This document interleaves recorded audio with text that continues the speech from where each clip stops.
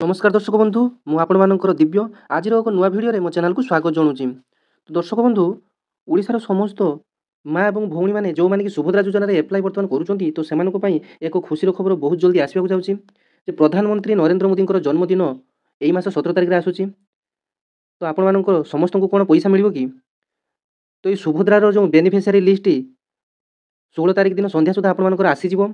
तो को माने एथि पई आपणमाने एलिजिबल ना समस्ते पाइबे एवं केउ माने कटिबे तो जो माने कटिबे सेमानकु पुणी केबे मिलिबो तार डिटेल्स आसी सब किछि जानिबा एवं ई सुभद्रा योजना एप्लाई करिया पई वर्तमान ओटीपी एवं बिना ई केवाईसी रे मध्य एप्लाई करि हेउछि। तो आगो को मध्य निज निज मोबाइल रे घरे बसी माने आपण माने एप्लाई करि परिबे। तो जहार नुआ अपडेट किछि आसीबा को एमिति जाउछि। तो एमिति सबुले नुआ नुआ इन्फॉर्मेटिव वीडियो देखिया पई हम चैनल सहित जुड़ी होई रहंतु सब्सक्राइब करिवे नोटिफिकेशन टी ऑन करी ऑल रे सेट कर देबे। तो एबे आसंतु जानिबा आपण माने अंगनवाड़ी तो फॉर्म नहीं आसिले ताकू उड़िया किंबा इंग्लिश रे फिलअप करी आपण माने जनसेवा केंद्र रे वर्तमान नाही नथिबा भिडियो आपण माने देखुथिबे। तो यारी भितरे सरकार एक बड़ निष्पत्ति नेबाकू जाउचंती। तो बिना ओटीपी एवं ई केवाईसी रे मध्य एप्लाई आरंभ होलानी। तो आपण माने जानिथिबे सर्वर समस्या को आखिरे रखी सरकार ई ओटीपी एवं ई केवाईसी को हटै दैचंती। ई केवाईसी सिस्टम टी आपण माने परे कले मध्य चलिबो। तो वर्तमान 17 तारिख को मोदींकर जन्मदिन को आखि आगे रखी वर्तमान ई केवाईसी व्यवस्था टी हटै देले जेमिति बहुत लोक एही योजना रे उपकृत होई परिबे जेहेतु सर्वर समस्या टी लागि रहउची। तो ई केवाईसी एवं ओटीपी कला बेलकू बहुत समय लागि जाउची तेणु ए दुईटी व्यवस्था को समाने हटै दैचंती। तेणु आपण माने निजे जीवा पई मध्य पड़िबो नाही आपण घरर जेकोनोसी सदस्यक हाथ रे ए फॉर्म टी आपण देई परिबे। तो बहुत जन मानकर डाउट अछि जो आपण एप्लाई करि सारला परे जो स्लिप टी आपन को दउचंदी एक्नॉलेजमेंट स्लिप टी सेटा आपण माने अंगनवाड़ी रे पुणी कोन पैठ करिवे। तो दर्शक बंधु मु एति पई जणे निकटस्थ अंगनवाड़ी केंद्र रे जणे दीदी को देखा करथिली से कहले जे हमकु सेमिति किछि इंस्ट्रक्शन नाही जे एक्नॉलेजमेंट स्लिप नवा पई। तो परवर्ती मुहूर्त रे देखा जाऊ कोन होउची। तो किंतु आगरु कुहा जायतिला जे एक्नॉलेजमेंट स्लिप टी आवेदनकारी नहीं अंगनवाड़ी दीदी को देबे तो सेमाने पुणी ब्लॉक ऑफिस रे एगुडा को जमा करिवे।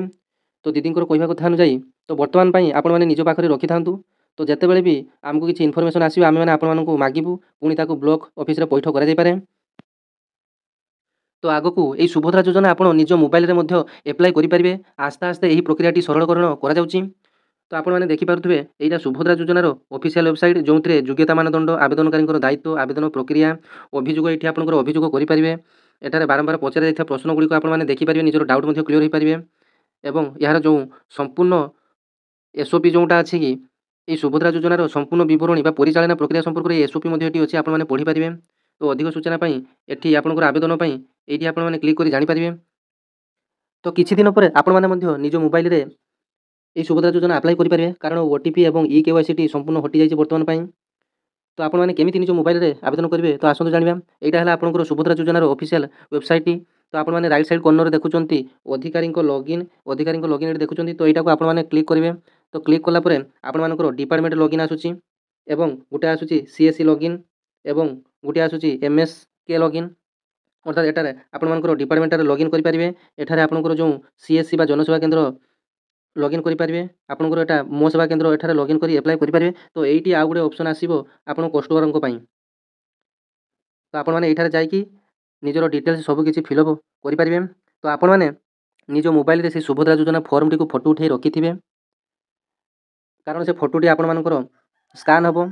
तो आप पीडीएफ फॉर्मेट जेपीजी फॉर्मेट रखि आपंकर जो फॉर्मेट मांगे से फॉर्मेट अनुसार आपने दे एप्लाई करेंगे। हाँ दर्शक बंधु यही सुभद्रा योजनार प्रथम लिस्ट आपर 17 तारिख पूर्व आसीज अर्थात आपर 16 तारिख दिन ही प्रथम लिस्ट आसीज।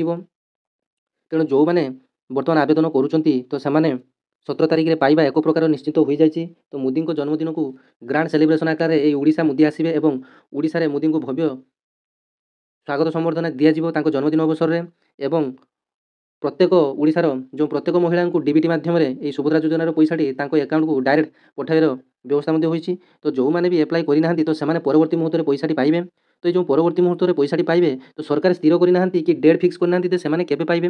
तो आपने जानी यार प्रथम किस्ती टंकाटी आपने राखी पूर्णमी पाइबा कथा किंतु राखी पूर्णमी जेहेतु चली जाइए तो अगस्ट 17 में आपने पाइबे और द्वितीय किस्ती आप आंतर्जातीय महिला दिवस पाइबे। तो आप जो मैंने भी यही 17 तारिख में पाइबे और जो मैंने न पाइबे उभय दुईटी किस्ती आपण मैंने ଏଇ ମାର୍ଚ୍ଚ 8 ଯେଉଁ ଆନ୍ତର୍ଜାତିକ ମହିଳା ଦିବସ ଅଛି ସେହିଦିନ ଆପଣମାନେ ପାଇବେ।